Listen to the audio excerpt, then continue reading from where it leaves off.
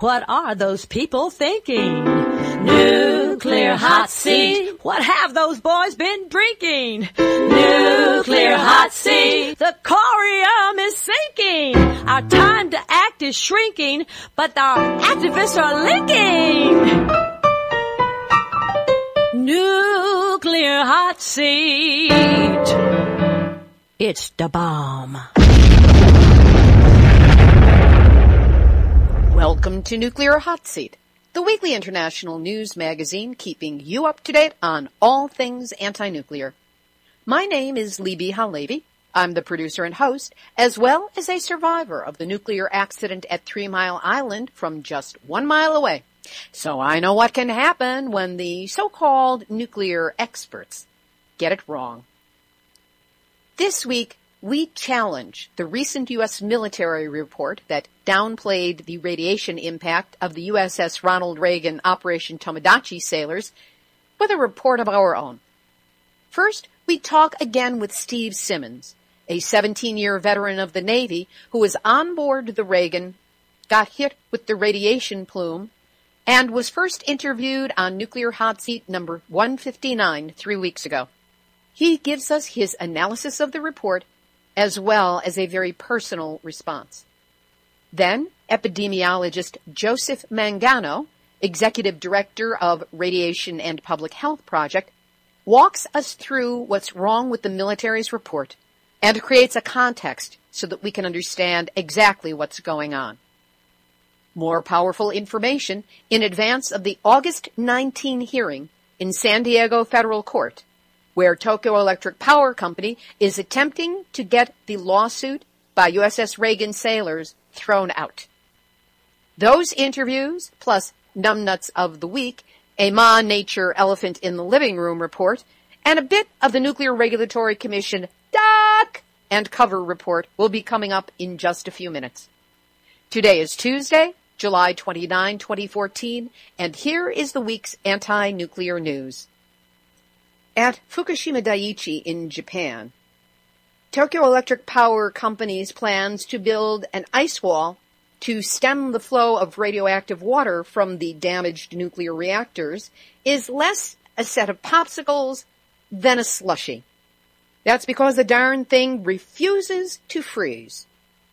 In the 3 months since construction of this debacle began, temperatures in the ground around the barrier meant to contain the contaminated water in underground trenches have only fallen to about 59 degrees Fahrenheit. So TEPCO is planning to dump 10 tons of ice every day until the wall forms.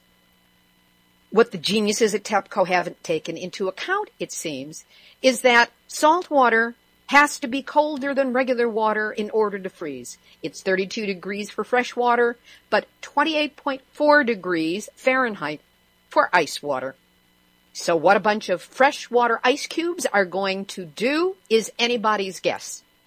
Even if this harebrained scheme does succeed in freezing the water, there is a possibility that the retained contaminated water may overflow the ice barrier. At the Japanese Ministry of the Environment expert meeting discussing health support after the Fukushima nuclear accident held on July 16, an outside researcher had the nerve to ask for expansion of health checkups, to which the committee chair responded, "I don't want to discuss the issue." Invited guest speaker Toshihide Tsuda, an epidemiologist and Okayama University professor, said, "Radioactive materials being disseminated due to the Fukushima nuclear accident are not thought to remain within the borders of Fukushima Prefecture.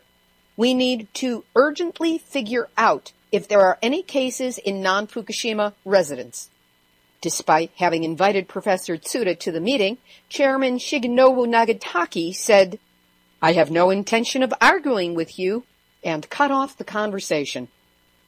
Tomotaka Tsubue, a member of the expert meeting and a professor at Osaka University, was allowed to speak, and he explained the disadvantages of health checkups using the term overdiagnosis, and said that this means discovery of cancer during health checkups could cause excessive anxiety and a psychological and physical burden due to surgery. This example of the nuclear insanity in Japan comes despite requests for expansion of health checkups from local residents. In another example of Japanese nuclear what are you thinking? Residents within 5 kilometers, that's 3 miles, of the Sendai nuclear power plant in Kagoshima were given potassium iodide tablets to keep on hand in case there is an accident at the plant. Doesn't that just instill confidence? But NHK reports that residents are only being given 2 tablets each. 1 is needed per day per person. And 2 days may not be enough time to get residents to safety, depending on traffic, road conditions, wind speed, direction of plume, and the size of the release. And of course, the residents who receive them have not been told that it can only protect the thyroid from iodine-131 uptake, but not protect them from radiation in general. If we could talk to the animals, they'd be really ticked off about the radiation from Fukushima. So instead, let's just hear from... I'm on nature. Don't mess with me. Sorry, Mom, but it looks like we already have. Wild monkeys in the Fukushima region of Japan have blood abnormalities linked to the radioactive fallout from the 2011 nuclear power plant disaster. Professor Shinichi Hayama at the Nippon Veterinary and Life Science University in Tokyo told The Guardian, "This first data from non-human primates, the closest relatives of humans, should make a notable contribution to future research on the health effects of radiation exposure in humans." They showed cesium in the muscles of up to 1,778 becquerels per kilogram, too high to even eat here in the United States, and significantly low white and red blood cell counts, hemoglobin, and hemocrit. In the Pacific Northwest of North America, once common marine birds are disappearing. Their numbers have plummeted dramatically in recent decades, and several new studies now link many dwindling marine bird populations to what they eat, especially herring, anchovies, and sand lance, which are at a fraction of what they once were. Since 1970, Puget Sound's biggest herring stock has crashed with more than 90% of the population all but gone. One researcher said, "Something's happening on a big level. But what is it?" How can he miss that Fukushima-sized elephant in the living room? The population of Alaska's largest caribou herd is down about 27% since 2011. While calf production is up, the calf survival rate is going down, and mortality rates for adults, especially cows, has increased. Starfish continue to die by the millions up and down the Pacific coast. Over 20 species have been affected. And no word if it's related to radiation risks or not, but the Mexican government has banned the capture of bluefin tuna in Mexican waters for the remainder of the 2014 calendar year. Radiation from Fukushima was found in samples of bluefin tuna caught off the coast of California as early as May of 2012. So when it comes to radiation, you can lie to the people, but you can't fool Mother Nature. Don't mess with me!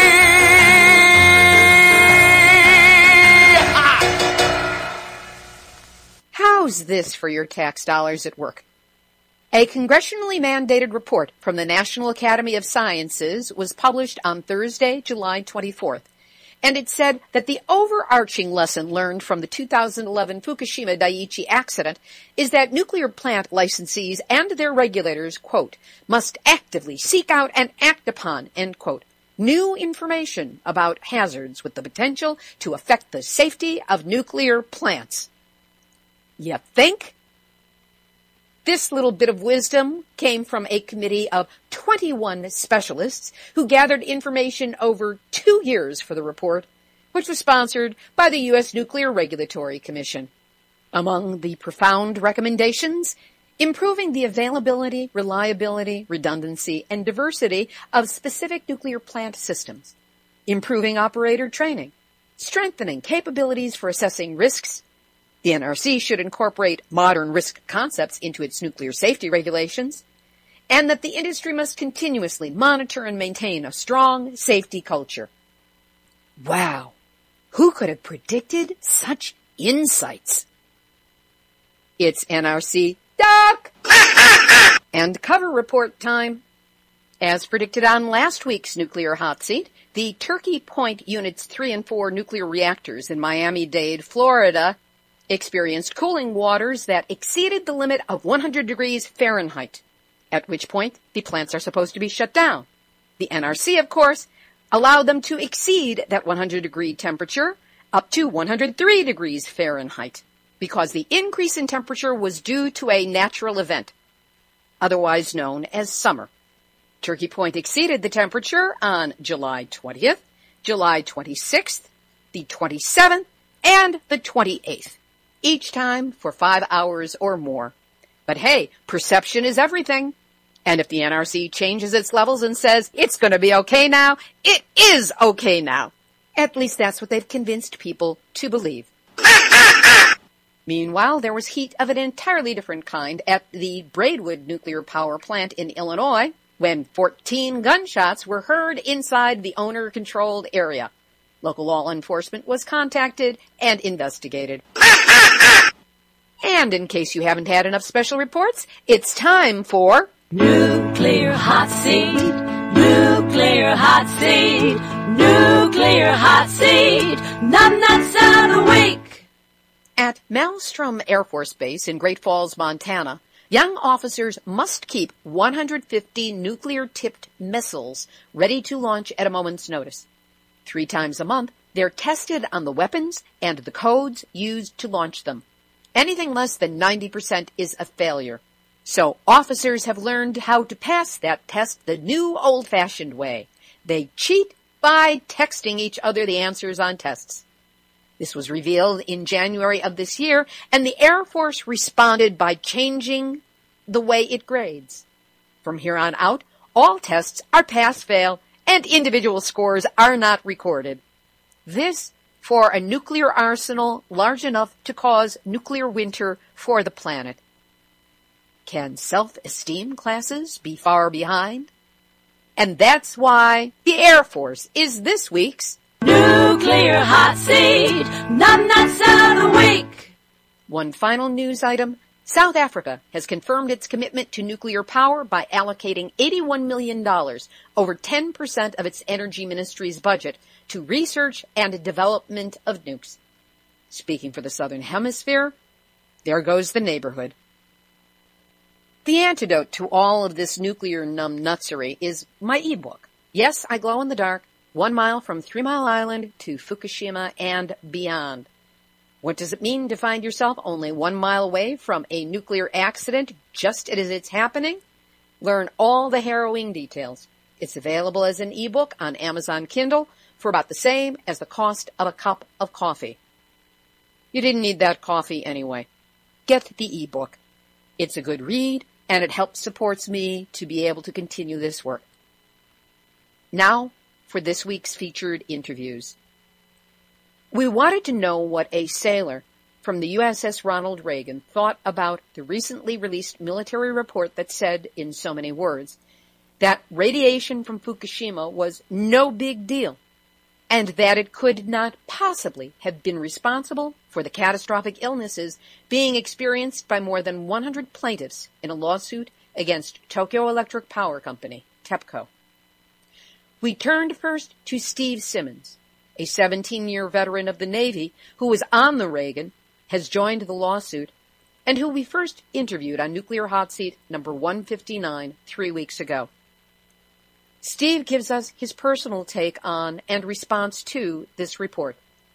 Be clear that when he refers to Paul and Charles, he means Paul Gardner and Charles Bonner, the attorneys leading the case for the sailors. Steve, what was your response when you learned of the report issued to Congress that says radiation levels that hit the USS Reagan were too low to have caused the kinds of illnesses that you and the other sailors are suffering from? When I first read the report, it didn't surprise me with the information that they had submitted. But at the same time, it doesn't really, I don't want to say they didn't put effort into it, but they took the information that was already published. They took the information from the Tomodachi Registry, which nobody really that I've talked to actually agrees with to begin with. They come up with these numbers of, they have a group of sailors who was supposedly, that they use a number of those who were on active duty as of May 12th, 2011, and that number is 4,843. And they take that and they go out and get a control group to compare that to, and their control group is 65,269. For me, that was the first issue that I had with it, aside from the introductory letters from the different offices of, let's see, I think it was Secretary of Defense and all that stuff, all the different OSD offices. It just kind of, I don't want to say hurts, but it's more frustrating to see that they're not even going to use a control population that is equivalent to what they're trying to compare to. If I have a specific population that I'm studying, 4,843, and I want to find out the effects on that population due to natural disaster or environmental factors or whatever, I need to have a control population of relatively the same number. Give or take a few hundred, okay, understand that. But when you're taking a control group of over 65,000, you're going to have higher numbers out of a higher population than you would if you have a small population. That was one of the first issues that I had with the report. The second issue that I had with the report, they talk about following detection of airborne radioactivity that the Ronald Reagan moved north of 40 degrees latitude over 120 nautical miles north of Fukushima Daiichi to avoid further contact with radioactivity from Fukushima. And we entered the nuclear plume, I think it was around 37 degrees north latitude is where we entered this nuclear plume. And we were in this nuclear plume for over 5 hours. And when you look at the Tomodachi Registry website, and it has their map of where Fukushima is at and where different forces were operating, whether shore-based or out to sea, and their little icon for the fleet operating shows that the fleet was operating, according to the map, southeast of Fukushima Daiichi nuclear power plant. Granted, it could be just an indicator icon that says, okay, the fleet's out here in the Pacific Ocean. But in a case like this, if they're trying to break down numbers and come up with an estimate of what everybody's been exposed to, I would assume, and that could be my fault by actually making an assumption, that they should indicate a very good proximity. If somebody looks at a map, just a quick glance at a map, they can say, okay, this is where all our bases were in proximity to Fukushima, and this is where our fleet is operating, without having to try to go digging for that information, because not everybody is going to have access to the ship's deck log to see at what latitude and longitude did they enter a nuclear plume or any case like that. Another issue I have with the report, obviously they're using the registry's data saying that the Ronald Reagan was exposed to such low amounts of radiation, nothing that would be more harmful than background radiation or from a transcontinental flight or anything like that. Yet we had individuals who have gone on record now who indicated that they were picking up radiation levels 30 times higher while we were out to sea than what was actually reported by TEPCO. Since then, I had also talked to an individual who, the first time I talked to him, I had no idea who he was. I had no idea that he had been on the Reagan and actually worked in the reactor department on the Reagan. And he was telling me that they were picking up radiation levels well before anybody had ever said anything about it, that they were detecting radiation in the atmosphere that was not coming from the Reagan's reactors, which I also found was interesting, that here they are, because they are the ones with the sensitive equipment who are supposed to pick up this information, and yet none of that information was made public to anybody. One of the other frustrating pieces with this report is they talk about the radiation contaminants in the water system. And in this report, it talks about how that was actually erroneous, that there was no detection, there was no contaminants in the water. And all through this report, they talk about how sensitive this equipment is and how high-tech this equipment is that they're using to make these detections, whether in the atmosphere, whether it's in potable water, at the water fountains, whatever. But yet then they come back and later on saying how it was erroneous and it was actually a mistake because what they were picking up was background radiation and not radiation that was actually in the water. So to me, that's kind of a contradiction. You're going to tell me that your equipment is so high-tech and so sensitive that for me you should be able to distinguish if you're picking up background radiation out of the air or if you're doing a specific test on drinking water to indicate whether there is contaminants in the water and not just the atmosphere. They're completely throwing out the idea that there is any contaminants in the water at all. And in fact, aside from saying that it was erroneous, they also say that they brought in an outside organization after the fact, and they also supposedly did testing. Steve went on to read extensively from the report about the potable water testing. The gist of it is that 3 water samples taken from 2 water fountains and a potable water tank were initially tested on March 15, 2011, with what was called in the report, quote, sensitive radiation detection equipment, end quote. This indicated the presence of low levels of radioactivity. Then the sample from the potable water tank was reanalyzed with the same, quote-unquote, sensitive equipment and found to not have any radioactivity, and none of the other samples were ever found to be radioactive. The exact wording is read by Steve. The samples taken on March 15, 2011 were erroneously reported as containing detectable radioactivity due to fluctuations in background radiation that affect the sample counts, end quote. How does what they're saying in this official report differ from your own experience and knowledge of what was going on with the water in those first few days? You know, if I recall correctly, at no point did they ever come out and say that it was erroneously reported, because there's supposed to be measures in place to prevent things from being reported erroneously. That's why you have a checks and balance system. And if you're checking potable water or you're checking a tank or whatever the case might be, you should have measures in place where those tests are not going to be affected, the results of that test, I should say, are not going to be affected by background radiation. Because you should be, if you're testing water, you should be able to distinguish the difference between what you're picking up in the water and what you're picking up from background radiation. So that was one thing for me. And then, of course, it goes on to say they requested the Knowles Atomic Power Laboratory perform an independent technical review of potable water sample analysis.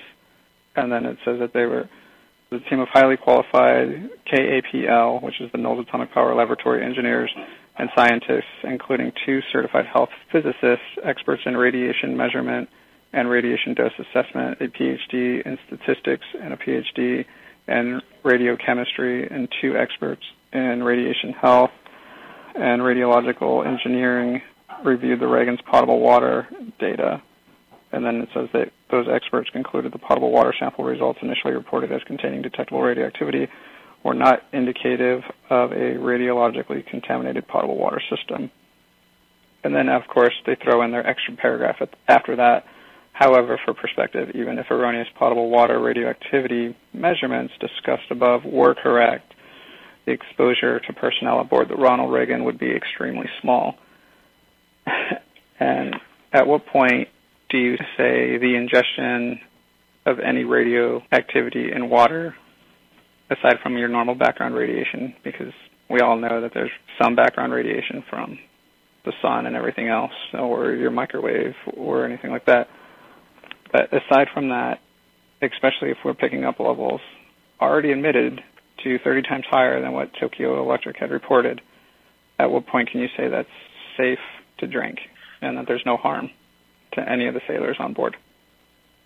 It honestly feels that they're going through extreme measure to cover up this incident, or to get the public to buy into the rhetoric that there's absolutely nothing wrong, inundate them with information, inundate them with a bunch of junk, and throw out a bunch of big titles and try to get them to believe what they want them to believe, that over 100 sailors, well over 100 sailors, including one dead, is making this up, that they're all fine.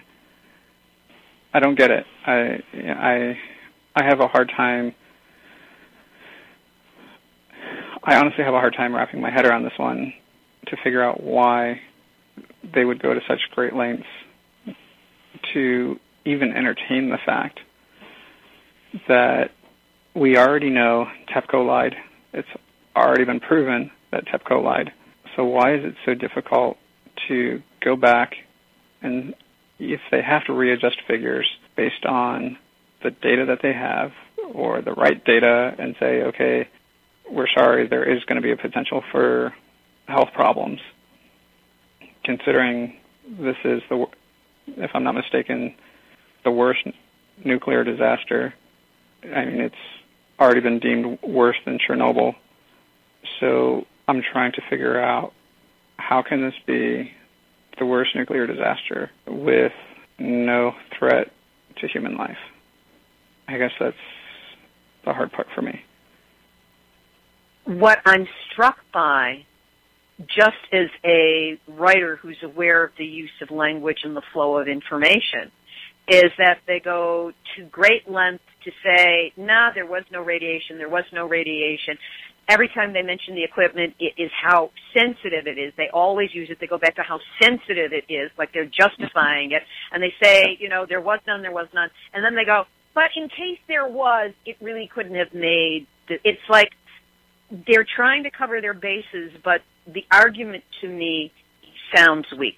Do you have any thought at all as to why the government would put out a report that comes down so heavily against you and the other USS Reagan United States military personnel, especially when we are in such close proximity to the federal court hearing in San Diego where TEPCO is seeking to dismiss the suit?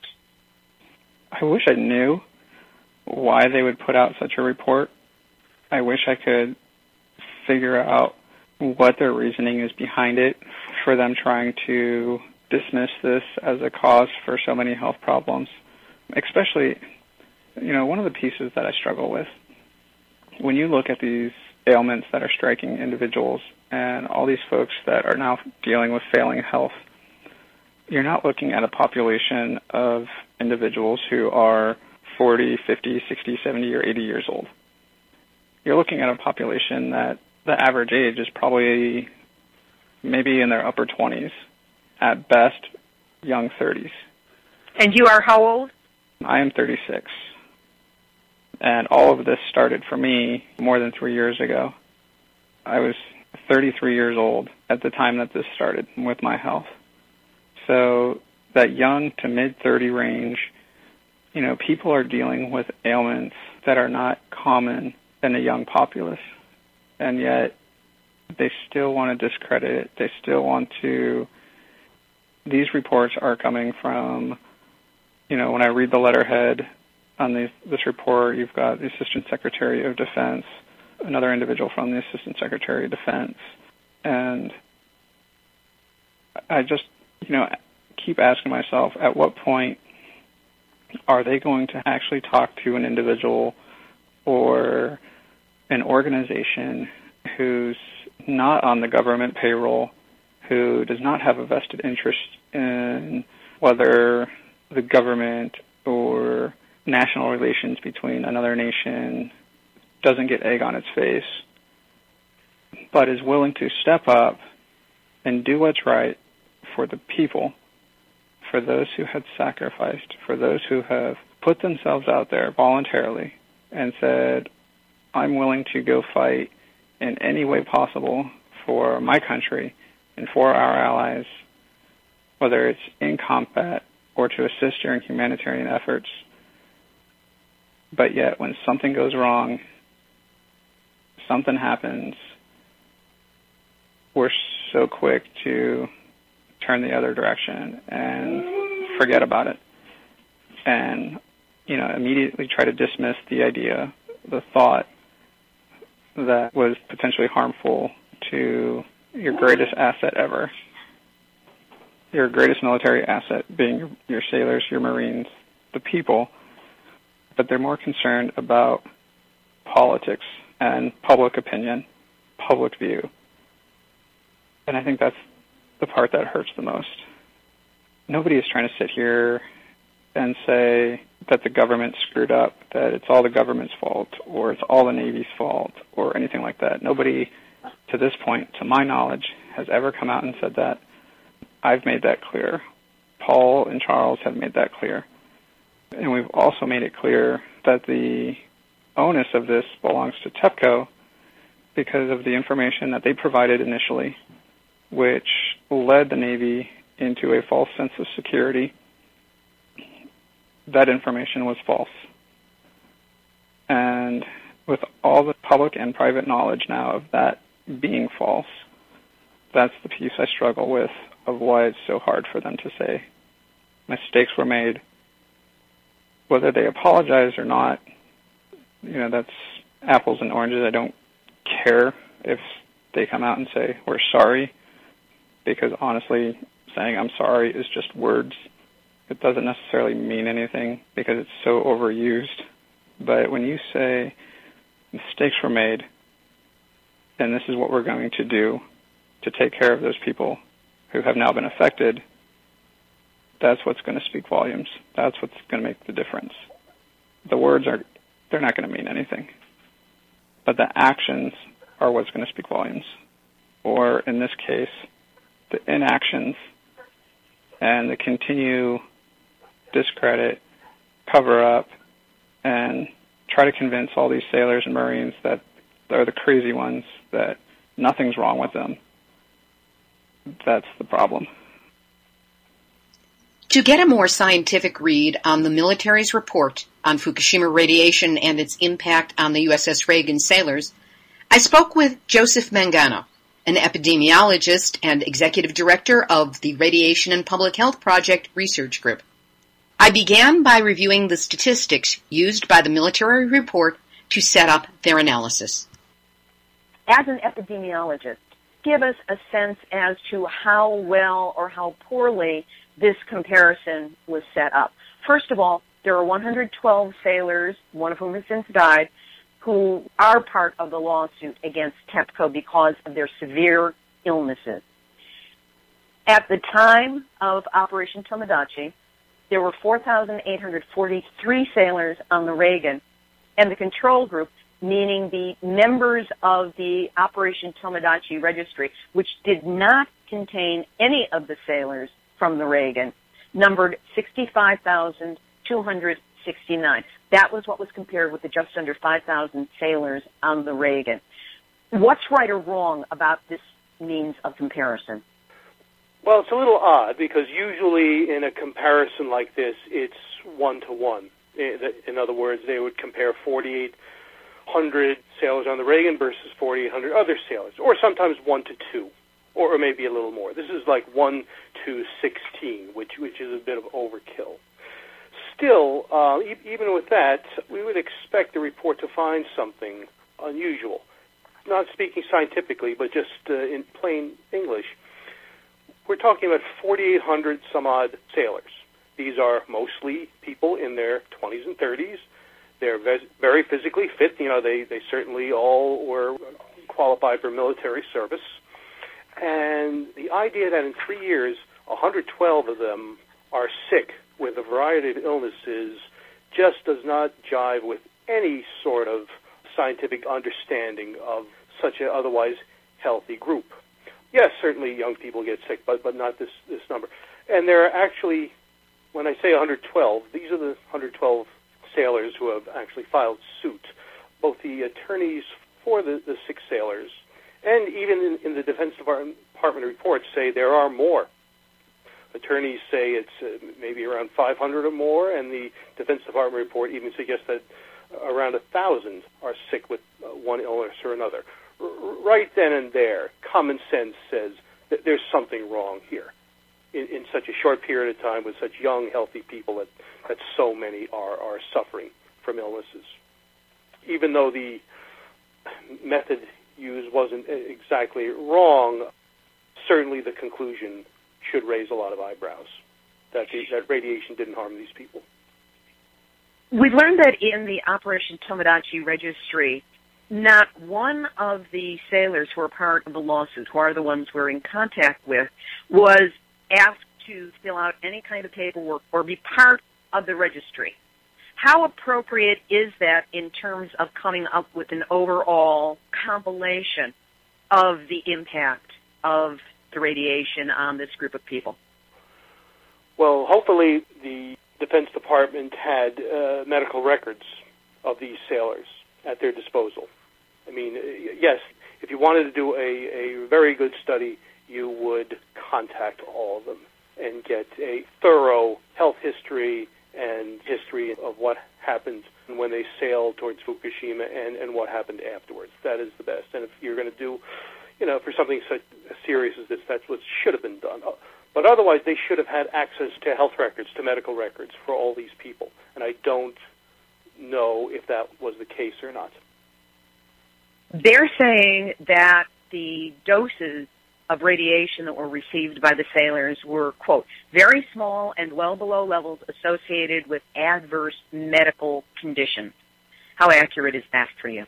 Well, that I think is the big one here. Doses are too low. First of all, that is a falsehood. Every dose of radiation harms people, no matter how low, no matter how high. This is not my opinion. It is the conclusion based on hundreds and hundreds of scientific studies of eminent researchers that have found that even low doses cause harm, especially in vulnerable groups such as infants and elderly people. Secondly, that statement usually is a result of taking the doses from other types of radiation. There's different types of radiation, usually X-rays, and extrapolating them, translating them down to the amounts they received while at sea. The radiation that came out of Fukushima that these sailors were exposed to is a special kind. Not that any radiation is good. No, it's all harmful. But these radioactive chemicals and nuclear reactors produce more than 100 of them. They're not found in nature. They are especially harmful. They're the same bunch of 100 or more chemicals that are released when an atomic bomb explodes, okay? They didn't occur. They didn't exist in nature before 1945. The first time we found them was when the bombs were exploded in Japan in World War II at Hiroshima and Nagasaki. And they have a different journey, a different route into the body than, say, X-rays. X-rays, you take a picture of someone, and this ray just zings right through your body. Yes, it does harm people, but it goes right through. The radiation that the sailors absorbed were breathed and even drank and eaten in water and food that had become contaminated. And these chemicals go right into your body. It's called an internal exposure, whereas an X-ray is more of an external exposure. We're talking apples and oranges here. You can't compare the two. So the whole Defense Department reports, which was based on other types of radiation, really is not backed up by science. What's the biggest misconception people have when they hear the term low-level radiation? Well, throughout the atomic era, and I'm talking about the last 70 years, there was an assumption that low doses didn't harm you. Okay, yes, we understand that being near the atomic bomb harmed people. There was just this assumption that relatively low doses wouldn't do anything for you. And certainly government leaders hung on to this assumption, but they were found to be wrong numerous times, and I'll give 3 examples. One was, years ago, doctors used to give pregnant women X-rays to the abdomen, just to diagnose, to see how big the child was and where the child's head was. A study came out in 1956 showing it doubled the chance the child would die of cancer by age 10. The leaders went wild. No, it can't be. It's impossible. Several other studies were done. They found the same thing, and no more X-rays are done to the abdomens of pregnant women. Number two was the atomic bomb test fallout. Years ago in the 50s and 60s, the atomic bombs were tested above the ground in Nevada. Although people were very upset about it and President Kennedy banned these above-ground tests, the government continued to maintain that the fallout, which went all the way across the country, didn't harm anybody. Finally, in 1999, a National Academy of Sciences study estimated that up to 212,000 Americans developed just thyroid cancer alone from these tests. The third one I'll give you is workers, workers in nuclear plants that made weapons. For years, the government said, yes, we're monitoring their doses, and these doses are low, and they are not at any harm for any disease. Finally, in the year 2000, the Energy Department, the United States Energy Department, put out a report listing several dozen studies that concluded that workers were at extra risk for a number of cancers, and that led the Congress to pass a bill compensating workers that happened to get sick. So again, we have this pattern of low dose, let's assume it's harmless, let's deny, but later on, oops, you know what, we've done studies and we found that this is incorrect. The same thing is going to happen with the sailors on the USS Reagan, I'm sure. Joe, what is important for people to understand when they hear about this report and see the numbers? The important things to remember, first of all, we're not talking about a small leak here. We're talking about the Fukushima meltdown. It was a catastrophic, massive meltdown, all right? Along with Chernobyl, the two worst nuclear disasters in history. So these were not small doses, as they put it. Number two, the fact that these, very physically fit people have come down with, a lot of them have come down with illnesses should be quite disturbing. And illness within 3 years in your 20s and 30s when you're very healthy, and many of them are cancers and other immune disorders, is a very rare thing. Yeah, it happens on great occasion, but very rarely. Here we have 112 that went through with a lawsuit and probably hundreds of others that did not. So right there should be a disturbance. And for the Defense Department to just say, no, it isn't the radiation. Well, did they propose any other possible reasons? And did they look at any other potential factors? I don't believe they did. And I think there should be an independent review of this study and independent studies by someone other than essentially the employer of these sailors. That was epidemiologist Joseph Mangano, Executive Director of Radiation and Public Health Project. Keeping Joe's comments in mind, listen again to Steve Simmons of the USS Reagan to gain some perspective on how his current medical team deals with the Tomodachi radiation issue. I had another appointment with neurology today. The neurologist, of course, is completely stumped. And, of course, she's, through her exam, well, I should say through two neurologist exams, they both agree that there is definitely something upper motor neuron going on here, but they're just not sure what it is or what caused it. And I brought up the radiation exposure because I bring that up at every appointment, as this could be your potential catalyst of what triggered all of this, being that I was in good health prior to this. And I told her, there's this radiation exposure during Operation Tomodachi, and it seems as nobody wants to touch this thing with a 10-foot pole.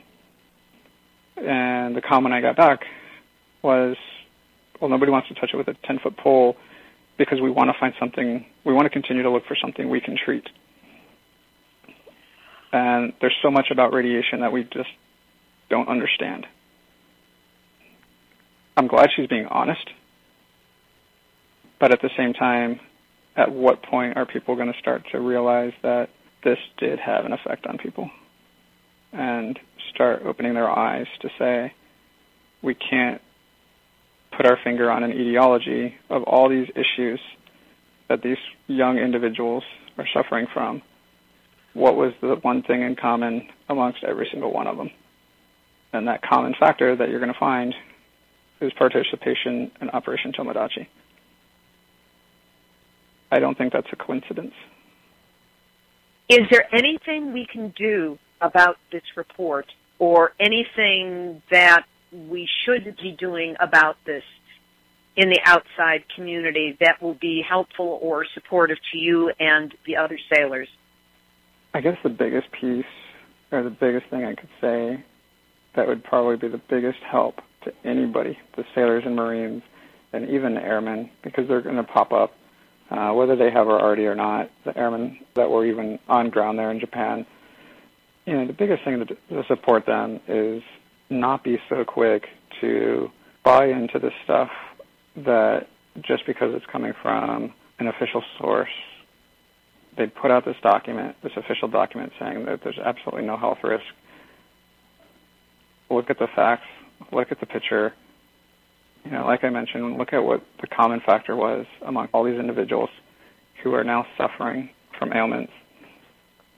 And when you break that down, you're going to see that the common thing is Operation Tomodachi. And if enough people contact their congressmen or public officials and keep pressing the issue and say, look, we're not going to buy into this, we're not going to believe this. The government has a trend of this. Back in Vietnam, Agent Orange wasn't an issue. Early on with the Gulf War, and even after 2001, back in Iraq again, the burn pits of Iraq were not an issue. And now they're quickly realizing how much the burn pits are an issue and have affected individuals' health that serve boots on ground in Iraq. So there's a history here. There's a history of discrediting potential health hazards that happened through different forms of global operations, whether armed conflict or humanitarian, and it needs to stop. At some point, if a mistake was done, it's time to admit the mistake was done. And I think if enough people continue to push the issue, continue to show the support, and especially show the support to Paul and Charles and their team who are taking this in front of the federal court in San Diego coming up in August, and get involved, that hopefully justice will come out of this. And when I say justice comes out of this, I'm talking about this doesn't go away, and the people who are suffering, the young sailors, the young Marines who are suffering, and their families who are suffering, are taken care of properly. Like I mentioned in my first interview, you know, there's so many of them, so many young sailors and Marines who have been already separated from military service, their careers cut short because of no fault of theirs, and they're out of the service with no pension, no benefits, no medical insurance for them or their families if they're married. That's not taking care of those who sign on the dotted line to sacrifice anything and everything for their country. You know, they sign a blank check, you know, including their life for this country if need be. And that's not taking care of them.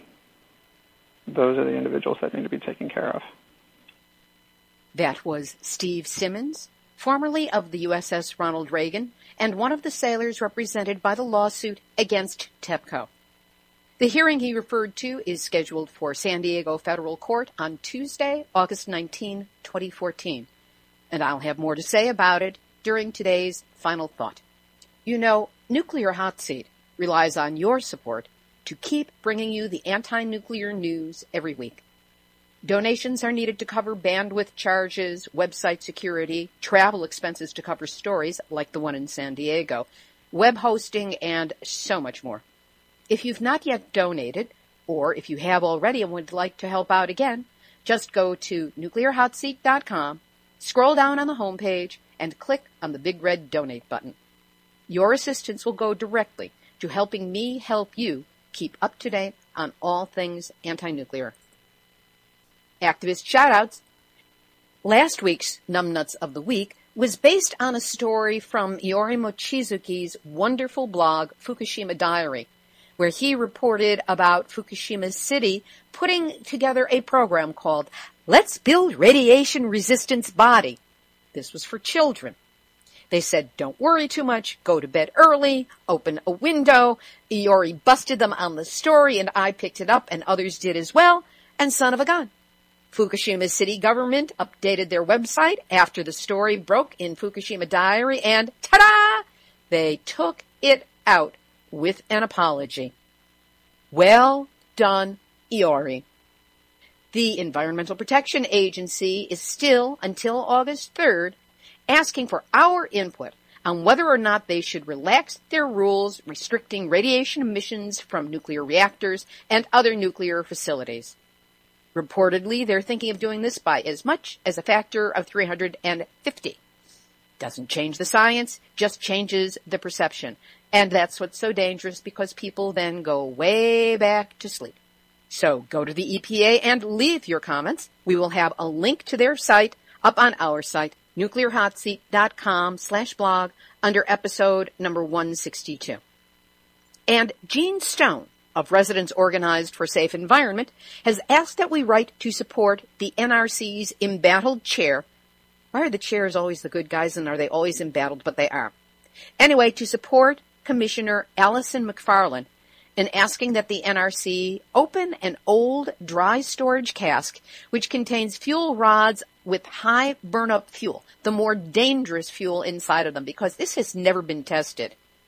This opening of a cask would be to check on the condition of this highly dangerous fuel and what impact it has had on the condition of the cask. A little less oak, maybe not a particularly good vintage, but we've got to find out before Southern California Edison tries to fob off on us the cheapest possible casks, which we will just have to replace in 20 years or less. Calling John Stewart. Hey, John, did you see John Oliver's slam dunk on nuclear weapons the other night? Here's your chance to keep up with your former protege. Do a segment, a big, hairy segment, on the numbnutsery of the commercial nuclear industry. Don't know where to look to find the funny bone of this issue? I do. Call me. Or send me your number and I'll call you. Or I'll call your producers. Or your mother. That actually might be the most effective. But just watch out, or I will be calling John Oliver. Here's today's final thought. The upcoming hearing on the lawsuit by the USS Reagan sailors against Tokyo Electric Power Company to gain compensation for their current medical expenses, as well as the expenses that will inevitably be coming up for additional sailors and Marines, is without exaggeration one of the most important legal cases on this planet. It will serve as the equivalent of a referendum on the health impact of exposure to radiation. The catastrophic health breakdowns of the USS Reagan Operation Tomodachi sailors is happening so quickly, so visibly, and so dramatically that there is a real chance here to prove that radiation exposure does lead to devastating health damage. The odds are that we will never again have such a clear case of nuclear radiation cause and effect. That's why Tokyo Electric Power Company, TEPCO, and its allies are rallying and using everything they've got with their bottomless PR budgets, political connections, and trade agreements to get this case knocked down and out. If the anti-nuclear forces, meaning those of us on the side of the sailors, if we win, the entire population of Japan will have a legal precedent to support them in suing TEPCO, the government of Japan, and anyone else they can sic their attorneys on. But if TEPCO wins, a different kind of legal precedent will be set. Think of it. The entire population of Japan will have no legal recourse in international law on the books to support them in seeking redress for the grievances done against their bodies, their lives, their health, their children, and their genetic future by Fukushima and its deadly radiation. This is Nuclear Spin Cycle at Full Tilt Boogie. as the industry tries yet again to whitewash the damage that they do so they don't have to take responsibility, meaning pay for it, we the people risk losing the thread of continuity in the radiation argument, which will lead to everyone becoming confused and then being willing to follow the lead of the experts. Experts like the U.S. military report that just came out. And you heard the response today on Nuclear Hot Seat to this report. Or the UNSCIR reports from the United Nations, which was trounced so thoroughly last week by Dr. Alex Rosen of International Physicians for the Prevention of Nuclear War. These reports downplay and minimize any impact by Fukushima's radiation on health without casting specific aspersions. I've got to say that the timing of these two reports strike me as being, shall we say, a bit dodgy. These could be interpreted as internationally scaled attempts to squash these sailors whose only fault was that they wanted to serve our country and provide humanitarian aid to our ally, Japan. But the nuclear industry needs to protect its billions of dollars in cash flow. To hell with 6 sailors. They've got leaks to plug. Not the leaks at Fukushima, with its popsicle slushy fence and still molten core, but the risk of the truth leaking out about what radiation exposure does and is doing to human bodies. The Operation Tomodachi lawsuit is not an isolated case. It will decide much about our shared future on this planet.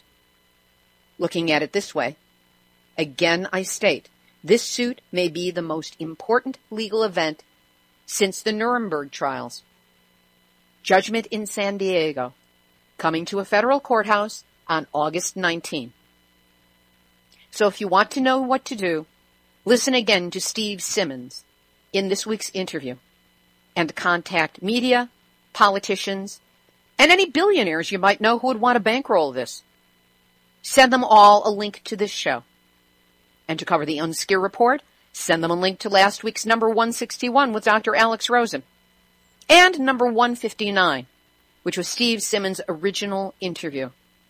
So devastating in its depth and emotionality and personal truth. On our side, we have little time, little money. But if you know social media, please help get this information out. I submit and I honestly believe that there is still time for our Davids and Davidas to once again defeat the nuclear Goliath. And on behalf of Nuclear Hot Seat, I will keep you posted. This has been Nuclear Hot Seat for Tuesday, July 29, 2014. Material for this week's program has been researched and compiled from ENEnews.com, our friend Iori Mochizuki and his blog Fukushima Diary, RocketNews24.com, Tokyo Shimbun, FukuLeaks.org, the City of Fukushima, The Guardian, The Australian, Fox News, Seattle Times, Alaska Department of Fish and Game, The Arctic Sounder, CBS LA, KEZI-TV, San Diego Union Tribune, NPR.org, the Nuclear Regulatory Commission, World Nuclear News, and the ever-vigilant Nuclear Hot Seat Facebook community. Theme music written by me, sung by Marilee Weber. Nuclear Hot Seat is syndicated by UCY.TV. To access older episodes, we've got 161 of them on file. Our archive is available on iTunes, where you can subscribe under podcasts, or in the newly searchable website, nuclearhotseat.com. Nuclear Hot Seat is the activist voice on nuclear issues. So if you have a story lead, a hot tip, or a suggestion of someone to interview, send an email to info@nuclearhotseat.com. We are copyright 2014, Libbe, HaLevy, and Artistry Communications. All rights reserved, but fair use allowed. You have permission to reuse this material as long as proper attribution is included, meaning my name, the website, and email. This is Libbe HaLevy of Artistry Communications, the heart of the art of communicating. Nuclear Hot Seat, what are those people thinking? Nuclear Hot Seat, what have those boys been drinking? Nuclear Hot Seat, the corium is sinking. Our time to act is shrinking, but our activists are linking. New